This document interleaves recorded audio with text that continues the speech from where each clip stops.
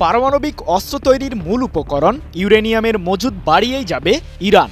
এ প্রসঙ্গে যুক্তরাষ্ট্রের সাথে কোনো আপোষে যাবে না তেহরান। মার্কিন প্রশাসনের উদ্দেশ্যে এমন কড়া বার্তা দিয়েছেন ইরানের পররাষ্ট্রমন্ত্রী আব্বাস আরাকচি। এদিকে ইরানের পারমাণবিক কর্মসূচিতে সম্পূর্ণরূপে লাগাম টানতে মরিয়া যুক্তরাষ্ট্র।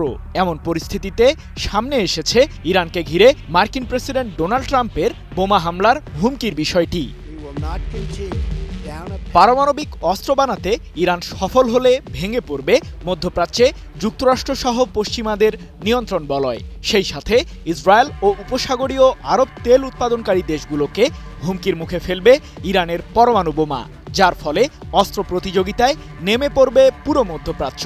এমন শঙ্কা পশ্চিমাদের, যদিও ইরানের দাবি তাদের এই কর্মসূচি কেবলই বেসামরিক কাজে ব্যবহার করা হচ্ছে। সম্প্রতি ইরানের পারমাণবিক কার্যক্রম নিয়ে সমাধান খুঁজতে ওমানের রাজধানী মাস্কাটে পরোক্ষ আলোচনায় বসে হোয়াইট হাউস ও তেহরান। আলোচনা ফলপ্রসূ ও গঠনমূলক হওয়ার দাবি ইরান ও যুক্তরাষ্ট্র করলেও কোনো চুক্তিতে পৌঁছাতে পারেনি দুই পক্ষ, যার কারণে আবারও আগামী ১৯ এপ্রিল মাস্কাটেই আলোচনায় বসবে তেহরান ও হোয়াইট হাউস। এর আগে পারমাণবিক ইস্যুতে ইরান যুক্তরাষ্ট্রের সাথে সমঝোতায় না আসলে তেহরান জুড়ে বোমা হামলা চালানোর হুমকি দেন মার্কিন প্রেসিডেন্ট ট্রাম্প। এমনকি বিষয়টির সমাধান বের করতে ২ মাস সময়ও বেঁধে দেন যুক্তরাষ্ট্রের ৪৭তম প্রেসিডেন্ট।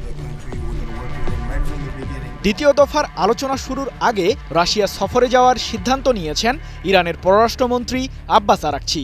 তার আগে তেহরানের পারমাণবিক কার্যক্রম চালিয়ে যাওয়া প্রসঙ্গে এক প্রতিক্রিয়ায় ইরানের সর্বোচ্চ এই কূটনীতিক বলেন, ইউরেনিয়াম বৃদ্ধির সিদ্ধান্তটি যুক্তরাষ্ট্রের সাথে আলোচনার বিষয় নয়। মার্কিন প্রশাসন যদি গঠনমূলক দৃষ্টিভঙ্গি নিয়ে আসে, তবে আমি আশাবাদী যে আমরা একটি সম্ভাব্য চুক্তির কাঠামো নিয়ে আলোচনায় অগ্রসর করতে পারব। কিন্তু তারা যদি পরস্পর বিরোধী এবং বিরোধপূর্ণ অবস্থান বজায় রাখে, তাহলে কোনো সমাধান গ্রহণযোগ্য হবে না। ১৬ এপ্রিল এক প্রতিবেদনে আরাকচির বরাতে বিষয়টি নিশ্চিত করেছে লন্ডন ভিত্তিক সংবাদ মাধ্যম ইরান ইন্টারন্যাশনাল। সব মশার বিরুদ্ধে সুরক্ষা দিতে এলো বসুন্ধরা এক্সট্রিম অ্যারোসল, মশার বিরুদ্ধে এক্সট্রিম সুরক্ষা। এর আগে মধ্যপ্রাচ্যে নিযুক্ত মার্কিন প্রশাসনের বিশেষ দূত স্টিভ উইটকফ বলেন, ইরানের সাথে আমরা কেবল তখনই চুক্তি করব যখন দেশটি ট্রাম্পের শর্ত মেনে নেবে। মধ্যপ্রাচ্যে শান্তি, স্থিতিশীলতা এবং সমৃদ্ধির জন্য ইরানকে ঘিরে একটি কাঠামো প্রস্তুত করতে হবে, যার অর্থ ইরানকে তার পারমাণবিক কার্যক্রম বন্ধ করতে হবে।